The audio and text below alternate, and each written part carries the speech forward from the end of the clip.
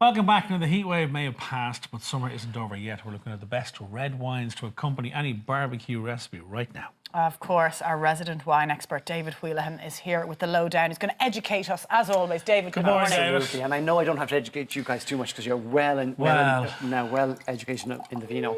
Very kind, David. I'm actually urging you all to very closely look at Simon's face because he's been eating meringue. So if you go from meringue to red wine, it's particularly torturous. Is it a dangerous combo? It's going to make this wine taste very bitter. Seasoned red wine drinker. But the first wine we're kicking off with is a Primitivo.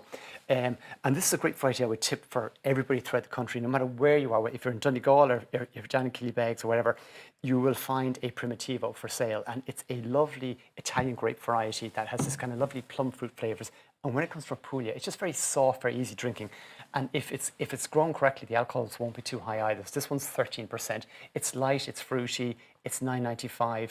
Now, even Anna's going to be finding that one a bit bitter, I'd say, after the... It's a little bit bitter, but it's actually an enjoyable taste. It's refreshing. So now what we might do is we'll work our way through the other wines and then we'll come back and just see how your palate adjusts. That's very interesting, isn't it? Oh, it's huge. It's absolutely huge. But is that a good one to suit most tastes, David, if you are trying to cater for different people? Definitely. I would definitely tip the Primitivo grape as an all-rounder. So it's a bit like the Zinfandel grape from California. If it's made by a good producer, they're very versatile, they're very fruit-forward, they're very easy to drink. And that's fruit coming off the nose of that. Fruit coming off the nose. Really and that's what it's designed. And that's $9.95. And that's sort of classically, you'll be paying between $9.95 and $12.95 no matter where you are in the country. Okay. So remember, the Primitivo grape, a very solid Italian grape variety to reflect on. Okay. Where are we going to barbecue territory. And we always think of southern France, and you've got your classic Côte d'Arones going on there, or your Languedoc-Roussillon style wines. This is from Saint-Chinian in the Languedoc-Roussillon. So Saint-Chinian here, the grape varieties we're actually looking at is the Grenache, the Syrah and the Mourvèdre. And Chateau Gilbert and Gaillard is an amazing estate. So if you actually saw the equipment they have, it's like what you'll see in Cheval Blanc. They've got all these cement eggs and the fanciest equipment you can imagine, and the incredible terroir and an incredible wine philosophy here.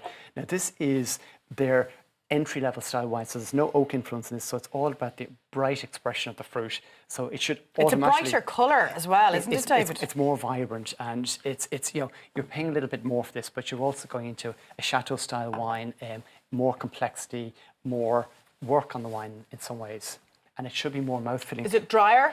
It's a little bit drier. There's tannins there, but bear in mind when you have your burger or your steak or whatever, that dryness disappears. And if you have a good winemaker, they're always imagining you having it with food. Yeah. Those structural elements, the dryness, which is the tannin, is very, very important because it makes the wine work wonderfully with the food. And a price point on that one, David? $14.95, and it's got the lovely name Pour les Amis, and that is a very versatile. Exactly, and it's a very versatile style. How would you prefer? Would you like that as? I really like it. Really like it. Yeah. Do you? You prefer the first one? Yeah. That's interesting. Now, I mean, it would be fair to say that the first one is a little bit simpler.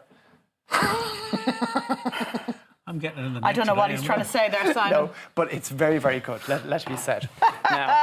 Now we're going to a Malbec next, David. Let me exactly. So Malbec will be one of the classic grape varieties that we associate with, interestingly, with France, but it thrives over in Argentina.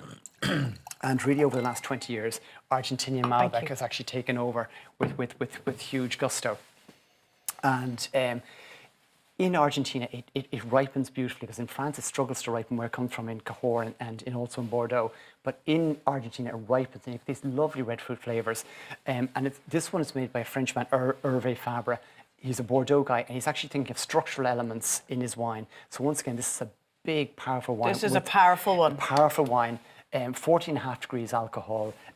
Very highly rated. In fact, Hervé is really having a golden year because he's a wonderful man. He's now probably in his mid-60s, and pretty much every wine he's making is getting top plaudits. So 2 weeks ago... I can see that going with game. It would go very well with game. Absolutely wonderfully, yeah. Or any kind of meat, any kind of rich, ripe meat or whatever. So it'll be delicious. It's powerful. It's interesting. It's actually a soulful wine. Is that a solid red wine drinker's red? It's a real red wine. And it's a type of wine It's a bit powerful for me now, to be honest. But it's in that category of, people love Rioch in Ireland, but they like a good reserve Malbec, and that's a really good reserve Malbec. So you've got fruit, you've got oak, you've got layers of flavour, and you've got great structure. And a price Now, on that, David? and that one is $14.95. Very good. Rated 90 points. I need to nip over and get 2 more glasses for you. And the last, but by no means least, David, we're going to where? We are going to Cahors, and this is actually where the Malbec originated from. So that's why it's quite interesting. And you don't see too many Cahors around because historically Cahors, and they're using the Malbec grape, were very tough, rustic styles of wine.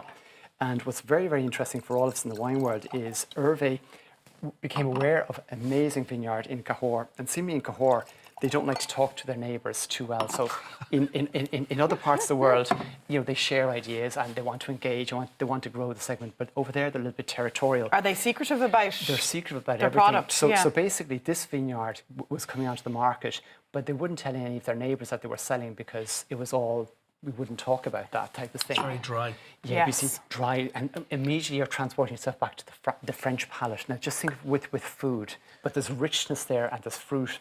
And what's interesting is, so this is made also by Hervé. So he bought this estate over in Cahors in 2014, and this is his first release. And this one got the trophy recently for the best Cahors red wine.